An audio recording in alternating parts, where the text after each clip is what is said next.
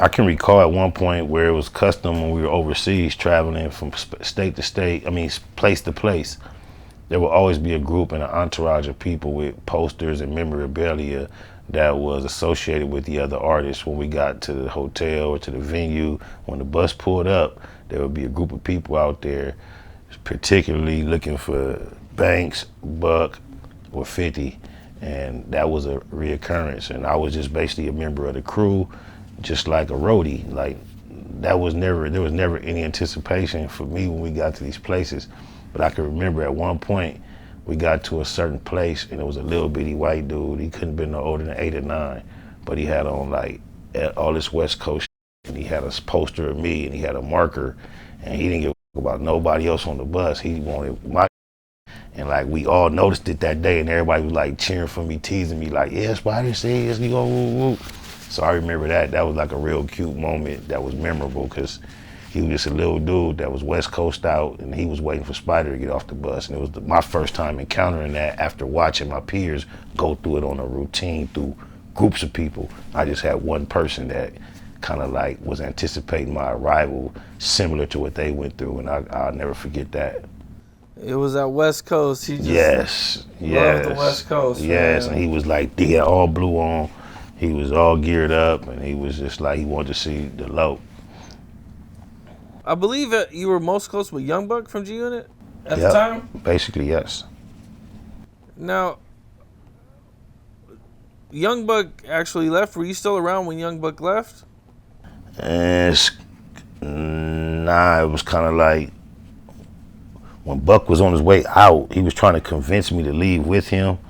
I wasn't comfortable making that decision, and in the process of him trying to convince me that I should leave with him, after hours and hours of conversation and him trying to pull my coat and tell me come on, he finally just said, look man, 50 told me he wasn't gonna put your album out a year ago. So I probably left a year before him, just not really realizing it. According to Buck. That you guys were already... No, listen, Buck was trying to convince me to say fuck G Unit and run off with him and start. He was fucking with Game, Rick Ross, anybody that had a problem with 50, he was making his rounds, being publicly seen with them, coming on stage and doing things of that nature. He tried to invite me to join him on that campaign. I was extremely resistant. After he saw that I was not gonna be able to be convinced to do it, he tried to pull out his ace in the hole and said, look man, 50 told me he wasn't gonna put your album out a whole year ago. So when Buck left, it became extremely obvious it wasn't nothing happening, but it wasn't up until then that I made it. So when Buck was out, it was like out with both. But according to Buck, I was already finished a year ahead of that. I see what you're saying.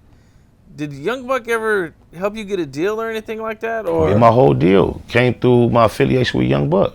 the G Unit deal? Yes. Okay. Tony Yayo was performing and something happened or something in San Diego? Yep, Tony Yayo hit the stage. He was with me and a bunch of my homies from LA that took the ride to San Diego to be at the show. And against my advice, he prompted the homies to take the stage with him, and he announced to the San Diego crowd something to the effect of, what's wrong with this picture? I'm a New York nigga with 100 Crips on stage.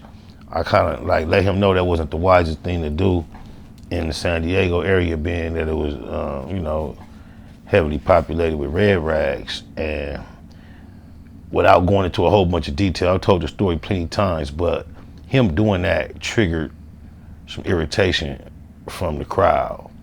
And one thing led to another, and there were items going back and forth from the crowd to the stage.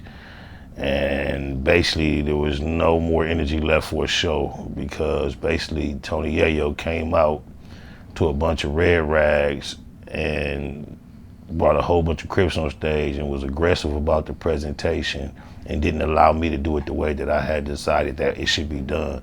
I typically came out in Tony Yayo's show like the second song or the third song, and I let him know I'm gonna bring the homies out with me when I come out.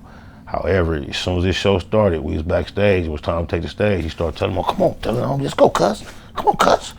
And one by one, the homies started following him out there, and as one homie went, more came, and he chose to start the show by announcing, what's what's wrong with this picture? I'm a New York nigga with 100 Crips on stage. And the homie started getting extra rowdy and turned up with blue rags. And that wasn't received well, and it just started some energy that kind of like got the show canceled. Okay. Was there like fights or? Nah, not actual fights, just items going back and forth, a microphone here, a bottle there, spit here, spit there. No actual fist fights that I can recall. I don't believe so, no.